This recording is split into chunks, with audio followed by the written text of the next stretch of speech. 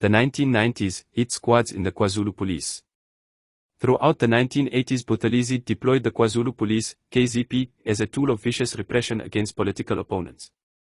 Caprivi trainees formed the core of localized hit squads under the cover of the KwaZulu police in the 1990s.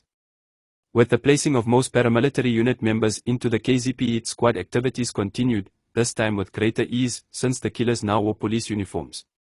Ironically, many communities facing the brunt of KZP violence called for the return of the notorious SAP.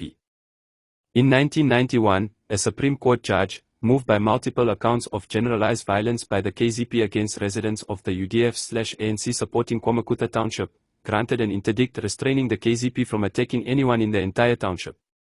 In 1994, in State vs. Romeo Mbembo and others, in which eSekhawini-based KwaZulu policemen, including a Caprivi trainee, were convicted on several counts of murder, Judge Nick Venter Rayden accepted that the accused were acting as part of an organized hit squad and noted that the present case is confirmation of speculation that hit squads are one of the factors which contribute to the violence in this country, more specifically KwaZulu-Natal.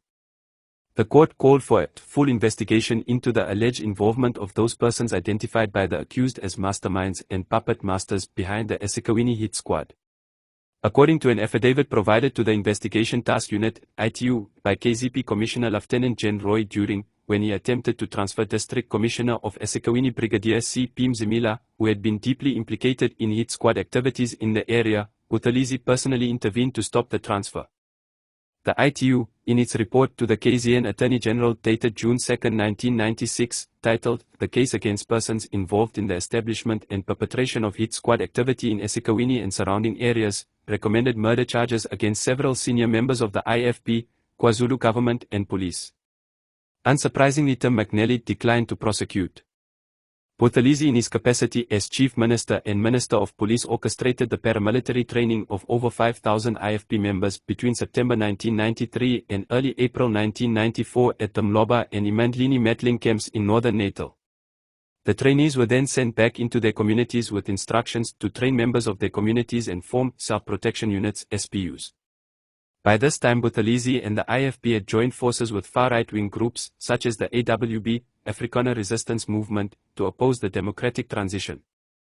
Some 1,200 of the trainees were called back to the Mloba camp in early April 1994, where they received so-called special constable training, which included unlawful offensive training in the use of AK-47s and other Soviet bloc weapons.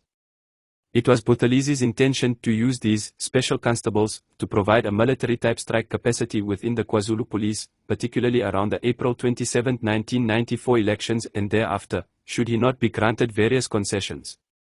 When the training came to the attention of the Transitional Executive Council, TEC, Investigation Task Group, investigating hit squads in the KZP, it hastily arranged a helicopter raid of the Mloba camp on April 26, 1994, which dispersed the trainees, and the special constables were never integrated into the KZP.